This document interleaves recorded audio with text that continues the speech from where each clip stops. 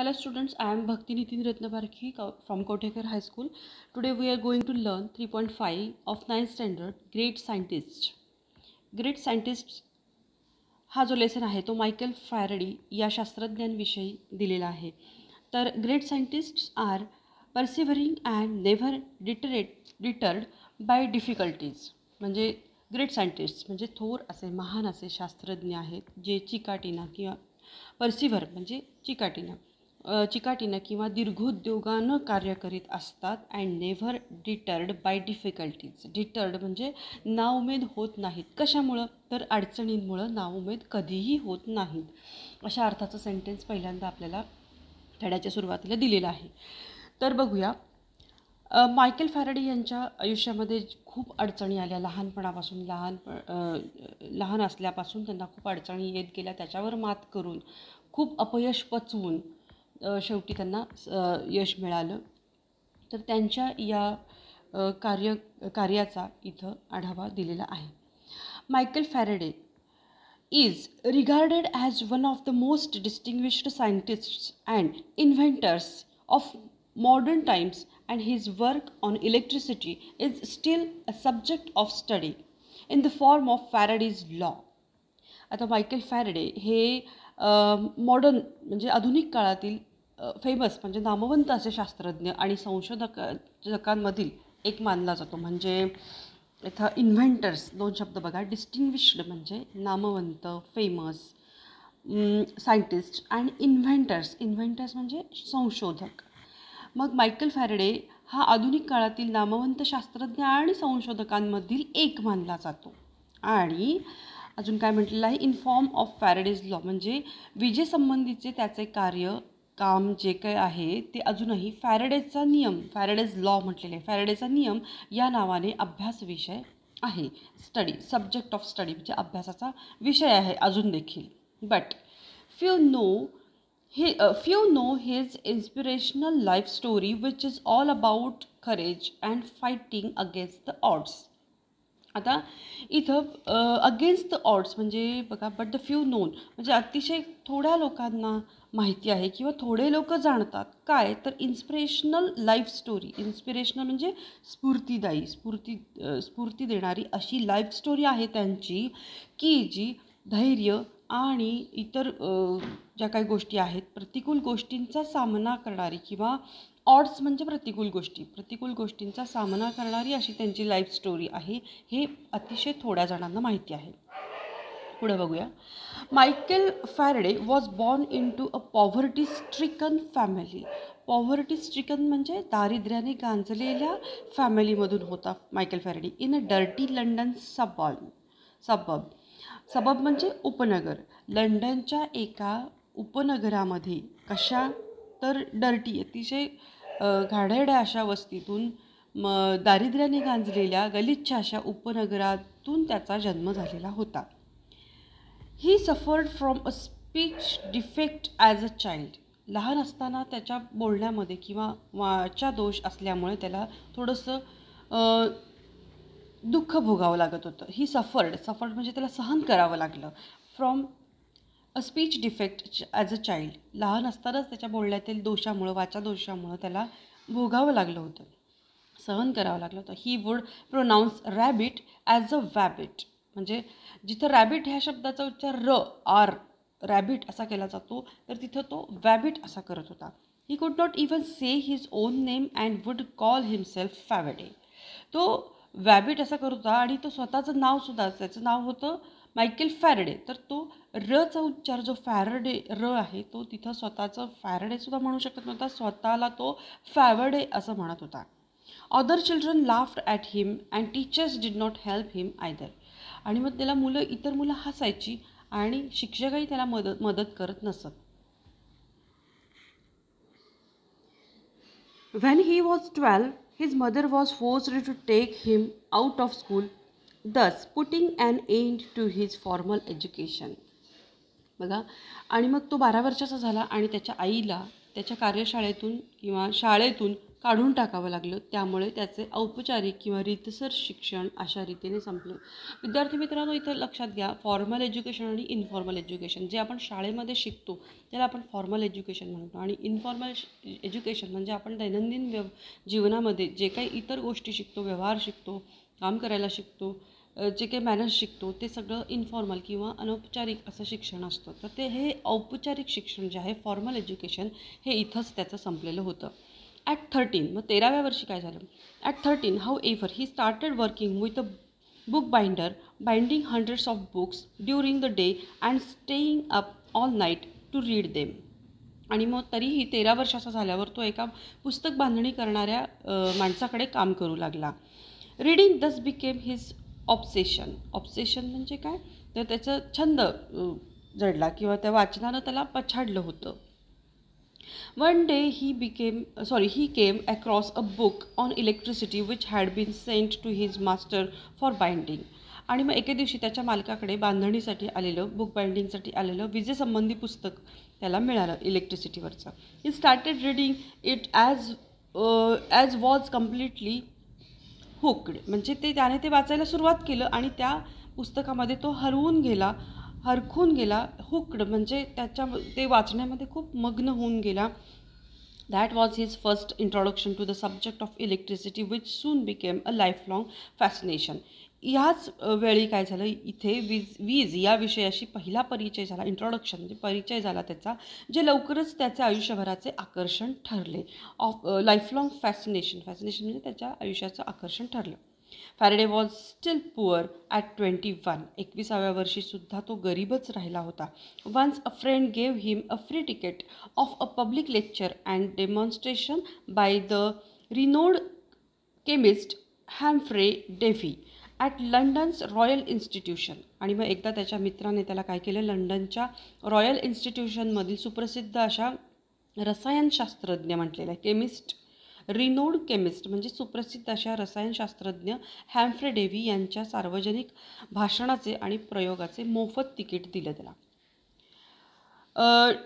डेव्हीज work on chemicals and electrical lighting was subject of conversation among the scientist of that age. आणि मग Dewey हा chemical म्हणजे रसायने आणि विद्युत प्रकाश या विषयांवरील कार्य हा त्या काळातील शास्त्रज्ञांमधील चर्चेचा विषय होता. सब्जेक्ट ऑफ कॉन्व्हर्सेशन म्हणजे चर्चेचा विषय होता. ॲट दॅट एज म्हणजे ऑफ दॅट एज म्हणजे त्या काळातला. नेक्स्ट पेज बघूयात आपण. 70 years later, across the Atlantic Ocean in USA, the same work enabled Thomas Edison to produce the first consistent light bulb.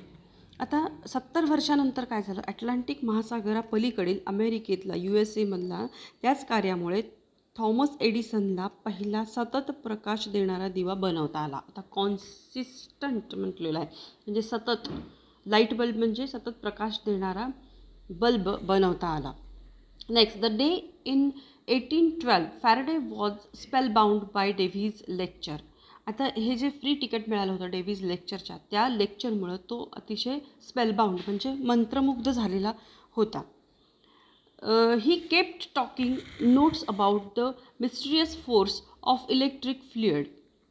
तो त्या विद्युत प्रवाहाच्या गूढ तीव्रतेविषयीची टिपणे तो घेत राहिला.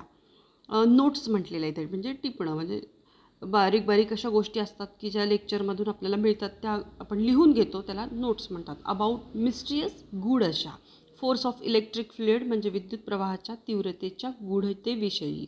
ही वॉज सो एनग्रॉस्ड, तो खूप तल्लीन झाला, in the lecture that he forgot to applaud with the rest of the crowd. म्हणजे तो भाषणामध्ये इतका तल्लीन झाला होता की इतर लोकांबरोबर टाळ्या वाजवायचे देखील तो विसरून गेला. अपलाउड असा शब्द आहे म्हणजे टाळ्या वाजवणे. When he went back, his notes were so comprehensive that he bound them into a book, meaning to gift it to Davy someday. आणि मग तो परत आला तेव्हा त्याची टिपणं म्हणजे त्यांनी ज्या नोट्स काढल्या होत्या इतक्या विस्तृत होत्या, बारीक बारीक गोष्टी त्यांनी लिहून काढल्या होत्या की एखाद्या दिवशी आपण डेव्हीलाच त्या गोष्टी सगळ्या भेट द्याव्यात म्हणून त्याने त्याची एका त्या सगळ्या नोट्सची एका पुस्तकासारखी बांधणी केली आणि त्याने ठरवलं की आपण एकदा डेव्हीला त्या गिफ्ट करूया. Faraday decided that he didn't just want to sell books. आणि फॅरेडेने त्या दिवशी ठरवले की तो फक्त पुस्तके विकणार नाही, तर he wanted to be a great scientist. आणि त्याला मोठा शास्त्रज्ञ व्हायचं होतं. त्या दिवशी त्यांनी ठरवलं good enough to write his own books. आणि मग हे स्वतःची पुस्तके चांगली लिहिण्या इतका तो मोठा होणार होता. Davy became his role model. आणि डेव्ही त्याच्यापुढे एक आदर्श बनला होता. But there was a problem. पण त्याच्यामध्ये एक अडचण होती. He did not have the social status. पण या फॅरेडेला काय होतं की सोशल स्टेटस नव्हतं त्याच्यामध्ये, किंवा सामाजिक अशी प्रतिष्ठा नव्हती त्याच्याकडे. मनी म्हणजे पैसाही नव्हता, ऑर द एज्युकेशन, आणि शिक्षणही नव्हतं. कारण आपण मगाशीच बघितलं की 12व्याच वर्षी त्याचं फॉर्मल एज्युकेशन स्टॉप झालेलं होतं. टू परस्यू सायन्स, आणि म्हणजे विज्ञानाचा अभ्यास करण्या इतकं त्याच्याकडं पैसा, फॉर्मल एज्युकेशन आणि स्टेटस ह्या तिन्ही गोष्टी नव्हत्या. Faraday thought it would be wonderful if Davy became his mentor, but Davy did not agree initially. असं पहिल्यांदा ह्या तिन्ही गोष्टी नसल्यामुळं फॅरेडेला वाटत होतं की डेव्ही जर त्याचा पाठीराखा झाला, म्हणजे इथं मेंटर म्हटलेलं म्हणजे पाठीराखा झाला किंवा त्यानं मार्गदर्शन केलं तर किती छान होईल. पण डेव्ही प्रथम तयार झालाच नाही. इनिशियली म्हटलेलं म्हणजे पहिल्यांदा तयार झाला नाही. Faraday was not dejected, he just kept trying. Dejected म्हणजे हताश झाला नाही, तो प्रयत्न करत राहिला. Destiny had a strange plan in store for him. नियतीच्या मनात काहीतरी वेगळीच योजना होती. A few years later a chemical explosion happened inside Davy's lab and he was temporarily blinded. डेव्हीच्या प्रयोगशाळेमध्ये काय झालं, तो केमिस्ट्रीचा शास्त्रज्ञ होता, त्यामुळं त्याच्या रासायनिक स्फोट झाला त्याच्या लॅबमध्ये, प्रयोगशाळेमध्ये, आणि डेव्ही काही काळासाठी अंध झाला. टेम्पररीली ब्लाइंडेड म्हणजे काही काळासाठी अंध झाला. He now needed an assistant with an excellent memory to help him. आणि आता त्याला उत्तम अशा स्मरणशक्ती असलेल्या असिस्टंटची म्हणजे सहाय्यकाची गरज होती. He was reminded of Faraday and decided to hire him as his secretary. आणि त्याला फॅरेडेची आठवण झाली आणि त्याला आपला सेक्रेटरी म्हणून नेमायचे त्याने ठरवले. Davy never believed Faraday could do anything in the field of science going by his social status and education. फॅरेडेचा सामाजिक दर्जा आणि शिक्षण पाहता तो विज्ञान क्षेत्रात काही करू शकेल यावर डेव्हीचा अजिबात विश्वास नव्हता. He therefore dismissed Faraday's aspiration and advised him to stick of book binding. आणि म्हणून त्याने फॅरेडेची महत्त्वाकांक्षा त्याच्या मनातून काढून टाकली आणि पुस्तक बांधणीच्या कामाला चिकटून राहण्याचा सल्ला त्याने दिला. बट फॅरेडे वॉज रिलेंटलेस म्हणजे कणखर किंवा चिवट होता. त्यामुळे त्याने he worked day and night and learned as much as he could about डेव्हीज experiments. आणि मग तो अतिशय चिवट असल्यामुळे त्याने रात्रंदिवस काम करून डेव्हीच्या प्रयोगाबद्दल शक्य तेवढे शिकून घेतले. सून फॅरेडे बिकेम इंडिस्पेन्सेबल म्हणजे अत्यावश्यक to Davy and was promoted to his lab assistant. आणि लवकरच डेव्हीला काय झालं, फॅरेडेचं असणं किंवा त्याच्या लॅबमध्ये त्याचं काम करणं हे अत्यावश्यक बनलं, कारण तो टेम्पररीली अंध झालेला होता. आणि या फॅरेडेची स्मरणशक्ती अतिशय चांगली असल्यामुळं त्यांना तिथं कामावर ठेवणं त्याला अत्यावश्यक बनलं. आणि त्याने प्रयोगशाळा सहाय्यक म्हणून त्याला बढती दिली किंवा promoted. This was his first step towards a scientific career. आणि मग फॅरेडेचे हे विज्ञानातील कारकिर्दीचे पहिले पाऊल होते. Though much of his job now was cleaning labs at least as got to see some of Davy's leading experiments. म्हणजे त्याचे जास्त करून ॲक्च्युली त्याला का आला होता तो इन्स्पिरेशन घेऊन की तिथं काहीतरी प्रयोग त्याला करायला मिळेल, नवीन नवीन एक्सपेरिमेंट करायला बघायला मिळेल. परंतु त्याचे काम इथं मात्र अधिकतर काम प्रयोगशाळा स्वच्छ करण्याचे होते. त्यामुळे निदान डेव्हीचे काही मुख्य प्रयोग त्याला पाहता आले. Even then Davy did not have much hope for Faraday. तरी देखील डेव्हीला फॅरेडेबद्दल फारशी आशा नव्हती. पण then Faraday got another chance to prove himself. मग फॅरेडेला स्वतःला सिद्ध करण्याची आणखी एक संधी मिळाली. काय? किंवा त्याची हुशारी दाखवण्याची एक संधी मिळाली. काय ती? One day Dewey tried to create a famous electromagnetism experiment with fellow chemist William Wollaston, exploring why when an electric current is applied to a wire. म्हणजे एके दिवशी डेव्ही त्याच्याबरोबरीचे केमिस्ट विल्यम वोलस्टोन यांच्याबरोबर तारेमध्ये विद्युत प्रवाह सोडल्यानंतर ती तार चुंबकासारखी का होते किंवा चुंबक का होते या संबंधीचे प्रयोग करत होता. तर त्याच्या या गोष्टीवर इलेक्ट्रोमॅग्नेटिक प्रयोग करून पाहत होते ते. Current is applied to a wire is caused that wire to behave like a magnet. आणि मग त्याच्यामध्ये त्या तारेमध्ये चुंबकाचे गुण काय येतात या गोष्टीवर इलेक्ट्रोमॅग्नेट प्रयोग करून पाहत होते. Obviously the force were connected. Page number 91 पहा.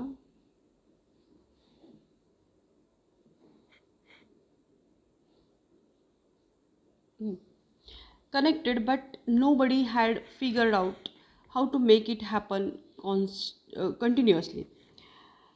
आणि मग ह्या विजेचे बदल घडवून आणणारी शक्ती जोडली जात होती हे स्पष्टच होते, परंतु हे सतत घडत राहण्यासाठी कंटिन्युअसली म्हटलेले घडत राहण्यासाठी काय करावे हे कोणालाच कळत नव्हते. Davy believed that if he would find out why it happened and controlled it there could be many practical applications of the force. आणि मग डेव्हीला हे असं वाटत होतं, स्पष्टच होतं की त्यावर कसे नियंत्रण करता येईल हे शोधून काढू शकला तर या विद्युत शक्तीचा प्रत्यक्ष व्यवहारात अनेक ठिकाणी वापर करता येईल. इथे काय म्हटलेलं बघा, practical applications of the force. आपल्या दैनंदिन जीवनामध्ये जे काही अप्लायन्सेस असतात ते प्रॅक्टिकली कसे वापरता येईल किंवा विद्युत शक्तीचा प्रत्यक्ष व्यवहारात आपण कसं वापर करता येईल हे शोधून काढता येईल. But he was unable to figure it out and was frustrated. मात्र ते कसे शोधून काढायचे हे त्याला कळत नव्हते, त्यामुळे तो निराश झाला होता. फ्रस्ट्रेटेड म्हटलेला आहे, तर निराश झाला होता. तेव्हा he then teased Faraday asking him to try his hand at it after he was done cleaning the lab. आणि मग तेव्हा प्रयोगशाळेची स्वच्छता उरकल्यानंतर तू हा प्रयत्न करून पहा असे डेव्हीने फॅरेडेला डिवचले. इथे एक शब्द दिला टीज्ड म्हणजे चिडवलं, डिवचलं. Within a few days Faraday solved the problem. आणि काही दिवसातच फॅरेडेने तो प्रश्न सोडवला. In fact he went further and the result was the first induction motor which converted electrical current into continuous mechanical motion. बघा, थोडक्यात सांगायचं तर तो आणखी पुढे गेला. त्याने अभ्यास किंवा संशोधन केलं फर्स्ट आणि मग काय केलं, त्याचा परिणाम म्हणजे विद्युत प्रवाहाचे सतत चालणाऱ्या यांत्रिक गतीमध्ये रूपांतरित करणाऱ्या विद्युत प्रवर्तन यंत्राचा इंडक्शन मोटरचा शोध लागला. कंटिन्युअस मेकॅनिकल मोशन, सतत चालणाऱ्या यांत्रिक गतीमध्ये रूपांतर करणाऱ्या विद्युत प्रवर्तन यंत्राचा शोध लावला म्हणजे induction motor. The induction motor spurred a revolution. आणि मग या विद्युत प्रवर्तन यंत्राने जणू क्रांतीच केली. Fans, air conditioning, swimming machines, photographs, power tools, cars, even trains and aeroplane engines grew out of this simple device which was born out of mockery directed at Faraday. आणि मग या विद्युत प्रवर्तन यंत्राने जणू क्रांतीच केली. पंखे, वातानुकूलित यंत्रे म्हणजे AC, शिवणयंत्रे, छायाचित्रे, विजेवर चालणारी उपकरणे, हत्यारे, मोटरगाड्या, रेल्वेगाड्या, विमानाची इंजिने डेव्हीने फॅरेडेच्या केलेल्या उपहासातून किंवा थट्टेतून जन्माला आली असे म्हणायला हरकत नाही. Next, Faraday became a celebrity scientist overnight. आणि मग फॅरेडे एका रात्रीतून प्रसिद्ध असा शास्त्रज्ञ झाला. Nobody now cared about his social status or education. This young man had just created a revolution. आणि मग एका रात्रीतून फॅरेडे हा प्रसिद्ध असा शास्त्रज्ञ झाला. आता त्याच्या सामाजिक स्थानाबद्दल किंवा शिक्षणाबद्दल कोणालाही काही वाटत नव्हते. या तरुणाने खरोखर एक क्रांतीच घडवली होती. One would think as a teacher Davy was happy at his pupil's achievement. आणि मग या तरुणाने असं म्हटलेलं आहे की रिव्होल्यूशन म्हणजे क्रांती घडवली होती. डेव्हीला आपल्या या विद्यार्थ्याच्या यशाबद्दल आनंद झाला असेल असे एखाद्याला वाटेल, पण but in reality he was jealous. पण प्रत्यक्षात मात्र त्याला हेवाच वाटत होता. People started telling Davy that of all his discoveries the best was Faraday himself. This made even more jealous. पण प्रत्यक्षात मात्र त्या फॅरेडीचा डेव्हीला हेवा वाटत होता. लोक डेव्हीला म्हणत होते की सगळ्या संशोधनामध्ये स्वतः फॅरेडे हेच उत्तम संशोधन आहे डेव्हीचं. त्यामुळे तर तो अधिकच जास्त जेलस किंवा मत्सर करी.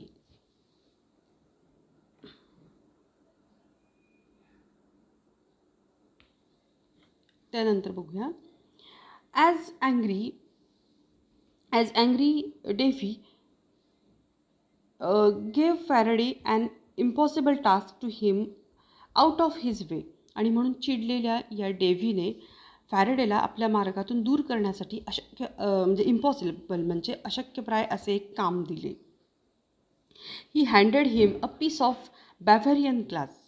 आणि मग त्याला दुर्बिणीच्या भिंगात which was used in the lenses in telescopes and microscopes as asked him to reverse engineer it. म्हणजे अशक्यप्राय असं काम काय दिलं तर त्याला दुर्बिणीच्या भिंगात आणि सूक्ष्मदर्शक यंत्रात वापरल्या जाणाऱ्या बॅव्हरियन काचेचा एक तुकडा दिला. बॅव्हरियन ग्लास वॉज मॅन्युफॅक्चर्ड बाय आणि त्या काय झालं त्याची उलट किंवा विरुद्ध पुनर्निर्मिती करण्यास सांगितलं त्याला. Bavarian glass was manufactured by a secret, complicated process, and Davy knew that with the equipment available in the lab, Faraday would never be able to accomplish the task. हे टास्क का दिलं त्यांनी मुद्दाम दिलं होतं. बॅव्हरियन काच ही थोडीशी क्लिष्ट किंवा गूढ अशी गुंतागुंतीच्या पद्धतीने बनवली जात असे आणि प्रयोगशाळेत उपलब्ध असलेल्या सामग्रीच्या साह्याने फॅरेडे हे काम कधीच पूर्ण करू शकणार नाही हे डेव्हीला माहीत होते. This piece of glass became a significant thing in his life. आणि हा काचेचा तुकडा फॅरेडेच्या जीवनातील अतिशय महत्त्वपूर्ण अशी गोष्ट ठरली. सिग्निफिकंट म्हणजे महत्त्वपूर्ण अशी. Faraday had a never give up. परंतु फॅरेडेची वृत्ती कधी हार मानण्याची नव्हतीच. Faraday had a never give up attitude and he respected Dewey. आणि तो डेव्हीचा खूप आदर करत होता. So he accepted the assignment. पण म्हणून त्याने अत्यंत असं अवघड कामसुद्धा हातात घेतलं. हे अवघड आहे हे माहीत असून देखील त्याने ते स्वीकारलं, ॲक्सेप्टेड. नेक्स्ट बघूया पेज नंबर 92 बघूया. आणि मग ते अवघड असून सुद्धा त्याने ते काम स्वीकारलं. पुढे बघूया. असाइनमेंट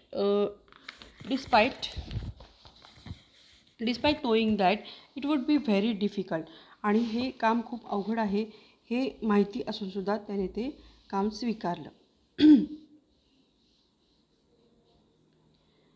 आणि मग ही टॉइल्ड म्हणजे खूप परिश्रम घेतले. फॉर 4 years 4 वर्ष त्यांनी खूप परिश्रम घेतले. खडतर असं काम हाती घेतलेलं असल्यामुळं. With no help from Davy and as expected failed. आणि मग डेव्हीची मदत नसताना देखील 4 वर्ष खूप परिश्रम घेतले आणि अपेक्षेप्रमाणे घडले. ॲज एक्सपेक्टेड काय झालं? फेल्ड. आणि अपयशी ठरला तो. Faraday never learned the secret and this remained his first failure as a scientist. आणि त्याला ते गुपित किंवा रहस्य समजलंच नाही आणि शास्त्रज्ञ म्हणून हे त्याचे पहिले अपयश ठरले. To remind himself of these difficult times he kept a single glass brick on his shelf as a souvenir. This would inspire him during difficult times. आणि म्हणून त्या कठीण म्हणजे हे जे अपयश आहेत तो काळ त्याला खडतर गेला, कठीण गेला. त्या काळाची आठवण स्वतःला राहावी यासाठी स्मरणिका म्हणून एका काचेची वीट त्याने आपल्या शेल्फमध्ये ठेवली. कठीण काळात ती त्याला इन्स्पिरेशन म्हणजे स्फुरण देत होती. In 1829 Dewey died and Faraday succeed him as head of laboratory. आणि 1829 डेव्ही मरण पावला आणि फॅरेडे प्रयोगशाळेचा त्या लॅबचा प्रमुख झाला. He was free to pursue whatever he liked and he made another revolutionary discovery. he noticed that if he moved a magnet, it could produce electrical current. Thus, he could now convert motion into electricity. This is how the electrical generator was born. Something still used today to generate all kinds of power like dynamos and other devices. म्हणजे आता जे काही आवडेल ते करायला त्याला स्वातंत्र्य होतं आणि त्याप्रमाणे त्याने दुसरे एक क्रांतिकारी संशोधन केले. त्याच्या लक्षात आलं की चुंबक हलवला किंवा फिरवला तर तो विद्युत प्रवाह निर्माण करू शकतो. त्यातून आता गतीला विद्युत प्रवाहात बदलू शकेल तो. अशा प्रकारे विद्युत शक्ती निर्माण करणाऱ्या यंत्राचा किंवा जनरेटरचा जन्म झाला. Generate all kinds of power, जे आजही डायनामोज किंवा इतर काही उपकरणांमध्ये सर्व प्रकारची विद्युत शक्ती निर्माण करण्यासाठी उपयोगात आणले जाते. Faraday was now a legend.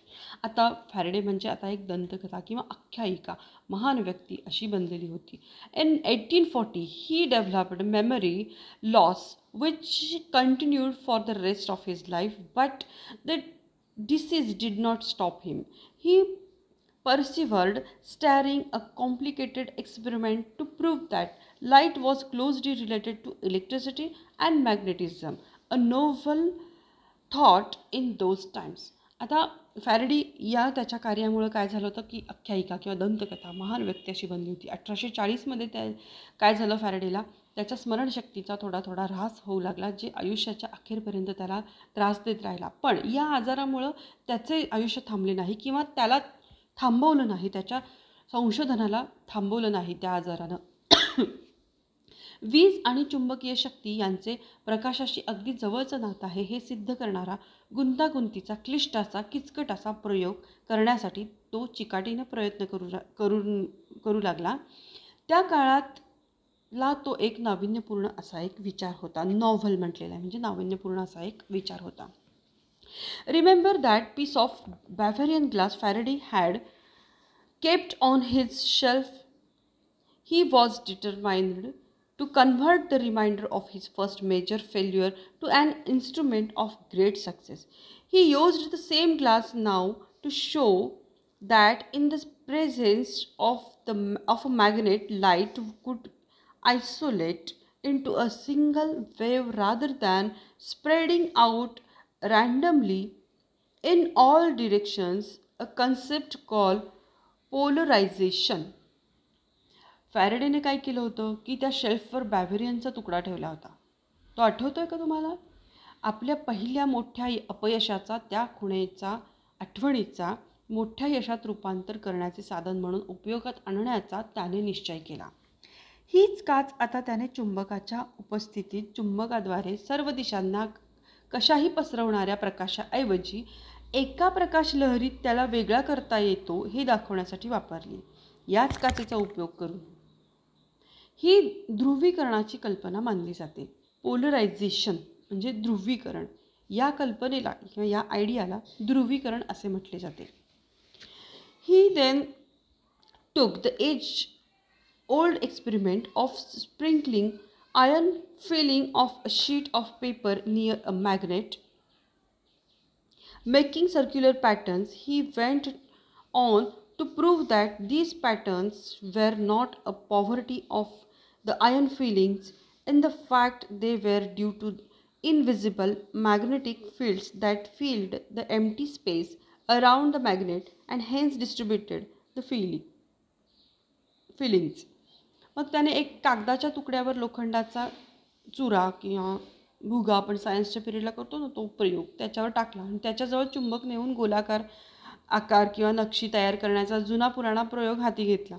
या आकारांमध्ये काय झालं, लोखंडाच्या भुग्याचे गुणधर्म नाहीत तर ते खरे म्हणजे अदृश्य चुंबकीय क्षेत्रांनी चुंबकाभोवती रिकामी जागा भरल्यामुळे लोखंडी भुगा अस्ताव्यस्त होतोय असं त्याला सिद्ध करायचं होतं. आणि येथे त्याची ती फॉर्मल औपचारिक शिक्षणाची कमतरता त्याच्या विरोधात गेली. आणि मग this is where his lack of formal education went against him. Faraday did not know much about advanced mathematics, so he just copied the iron filings pattern with his hand. आणि मग इथं आपल्याला औपचारिक शिक्षणाची कमतरता लक्षात येते. त्याच्या फॅरेडेच्या मॉडर्न मॅथमॅटिक्स म्हणजे प्रगत गणिताबद्दल त्याला ज्ञान नव्हतं, त्यामुळे त्याने हा लोखंडी भुग्याच्या आकारांचे नमुने स्वतःच्या हाताने तयार केले. He was unable to explain them in form of mathematical equations. गणिताच्या समीकरणातून त्याला त्याचे स्पष्टीकरण देण्यासाठी तो असमर्थ ठरला. He made hundreds of such drawings but without equations. त्याने समीकरणाशिवाय शेकडो नमुने किंवा आकार तयार केले, परंतु they were not accepted. त्याला संमती मिळाली नाही, ते ॲक्सेप्ट केले गेले नाही. Now see page number 93.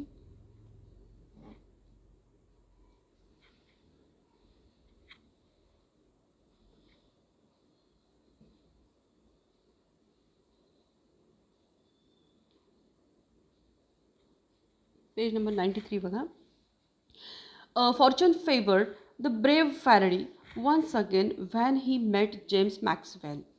आणि मग पुन्हा एकदा या फॅरेडेवर ब्रेव्ह म्हटलेल्या शूर अशा फॅरेडेवर नशिबानं कृपा केली जेव्हा तो जेम्स मॅक्सवेल या श्रीमंत wealthy educated physicist well versed in mathematics म्हणजे अतिशय श्रीमंत शिक्षित गणिततज्ज्ञ असलेल्या भौतिकशास्त्रज्ञाला भेटला.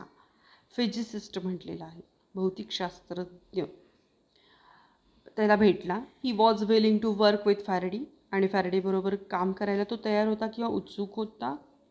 Willing. It was Maxwell who translated Faraday's idea into set of equations that are now called Maxwell's equations. मॅक्सवेलनी काय केलं, त्याच्या ज्या काही कल्पना होत्या किंवा त्याच्या ज्या आयडियाज होत्या त्या समीकरणाच्या रूपात मांडल्या, ज्या मॅक्सवेलची समीकरणे या नावाने ओळखल्या जातात.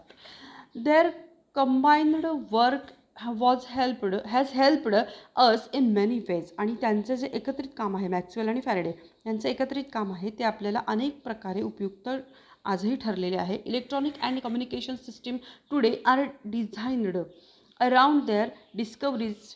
आणि मग आजच्या इलेक्ट्रॉनिक्स आणि कम्युनिकेशन पद्धतीमध्ये त्याच्या संशोधनावर आधारलेल्या आहेत ह्या सगळ्या. Someday we might even be able to communicate with all aliens across different galaxies using the products of these discoveries. आणि मग त्याच्या संशोधनातून निर्माण झालेल्या या उत्पादनांचा वापर करून कधीतरी आपण विविध आकाशगंगातील एलियन्स किंवा एलियन्स म्हणजे कोण, परग्रहावरील जीवांची कदाचित आपण संवाद साधू शकू. We can even be able to communicate म्हटलेलं म्हणजे संवाद साधू शकू.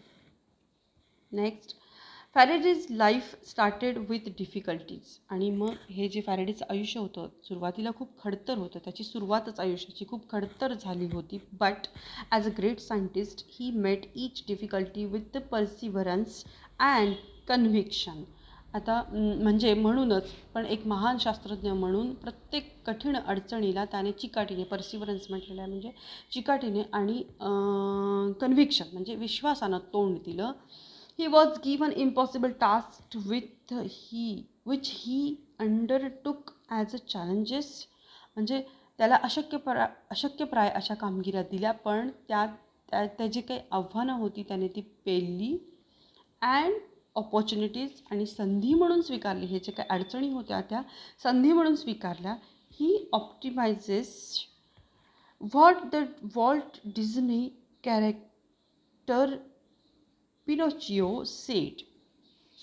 आता या डिझनी तुम्ही बघता तर त्या डिझनीच्या गोष्टीतील पात्र जे पिनोचिओ आहे तो म्हणतो, त्याचा तो एक आदर्श नमुना आहे. तो म्हणतो, Wien you wish upon a star it does not matter who are you किंवा हू यू आर. किंवा तुम्ही एखाद्या ताऱ्याची इच्छा किंवा स्वप्न बाळगता तेव्हा तुम्ही कोण आहात हे महत्त्वाचे नसते. When you wish upon a star it does not matter who you are. तुम्ही एखाद्या ताऱ्याची इच्छा किंवा चांगली इच्छा स्वप्न बाळगता तेव्हा तुम्ही कोण आहात हे महत्त्वाचे नसते. From the introduction to Reignited by APJ Abdul Kalam and Srijan Pal Singh. म्हणजे APJ अब्दुल कलाम आणि श्रीजन पाल सिंग यांच्या रिग्नायटेड या पुस्तकातून किंवा परिचय पुस्तिकेतून हा पॅसेज घेतलेला आहे. विद्यार्थी मित्रांनो, इथं आपण थांबूयात. आज आपण ग्रेट सायंटिस्ट ह्या लेसनचा ट्रान्सलेशन बघितलेलं आहे. नेक्स्ट टाईम आपण वर्कशॉप बघणार आहोत. तोपर्यंत इथेच थांबूया. चॅनल सबस्क्राईब केलं नसेल तर ते सबस्क्राईब करा, जेणेकरून पुढचे व्हिडिओज तुम्हाला नोटिफिकेशन्स त्याच्या मिळत राहतील. Thank you very much.